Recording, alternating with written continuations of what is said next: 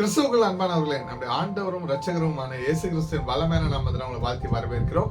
இன்றைய வேத தியான பகுதி வாசி தெரிந்து கொள்ளப்பட்ட வேத வசனம் யோவான் 20 அதிகாரம் 19 வாரத்தின் முதல் நாளாகிய அன்றைய தினம் சாயங்கால வேளையில் சீசர்கள் கூடியிருந்த இடத்தில் யூதர்களுக்கு பயந்ததினால் கதவுகள் பூட்டியிருக்கையில் இயேசு வந்து நடுவே நின்று உங்களுக்கு சமாதானம் என்றார். ஆமென்.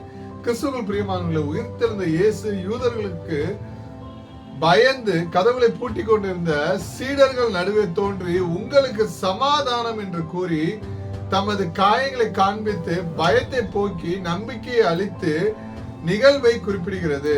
இது பயம் மற்றும் நம்பிக்கையின்மை சூழ்ந்த இடத்தில் இயேசுவின் பிரசன்னமும் அமைதியும் மகிழ்ச்சியை தருவதை நமக்கு காட்டுகிறது. ஆமென்.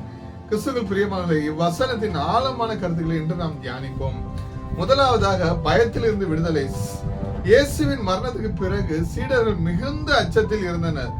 பூட்டிய கதவுகளுக்கு நடுவே இயேசு தோன்றியது அவர் எந்த தடைகளையும் தாண்டி வரக்கூடியவர் என்பதையும் தனது சீடர்களின் பயத்தை போக்கவே அவர் வந்தார் என்பதையும் காட்டுகிறது. ஆமென். இரண்டாவதாக, மகிமையான உடல். கதவுகள் பூட்டியிருந்த இயேசு உள்ளே வந்தது உயிர்த்தெழுந்த பிறகு அவருடைய உடல் ஒரு மகிமையான தெய்வீக தன்மை பெற்றிருப்பதை இங்கு உறுதிப்படுத்துகிறது. ஆமென். மூன்றாவதாக, சமாதானத்தின் தூது. உங்களுக்கு சமாதானம் என்ற வாழ்த்து வெறும் வார்த்தை அல்ல எனக்கு பிரியமானவர்களே, அது சோகத்திலும் குழப்பத்திலும் இருந்த சீடர்களுக்கு அவர் அளித்த தெய்வீக அமைதியாகும். ஆமென். நான்காவதாக, உயிர்த்தெழுதலின் சாட்சி. காலையிலே மகதலேனா மரியாள் இயேசுவை கண்ட செய்தியை கேட்ட சீடர்களுக்கு மாலையிலே இயேசு நேரில் தோன்றியது அவர் உயிர்த்தெழுந்தார் என்பதற்கு மிக முக்கியமான ஆதாரமாக அமைந்தது. ஆமென். கிறிஸ்துவுக்குள் பிரியமானவர்களே, மனித பயம் மற்றும் தடைகளை மீறி இயேசுவின் பிரசன்னம் மற்றும் சமாதானம் சீடர்களுக்கு கிடைத்தது. ஹல்லேலூயா.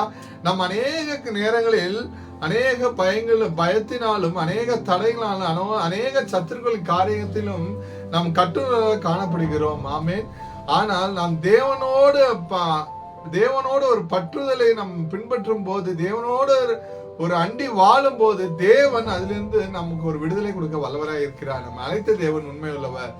கர்த்தராகிய இயேசுவின் கிருபை உங்கள் அனைவரோடு கூட இருப்பதாக. ஆமென்.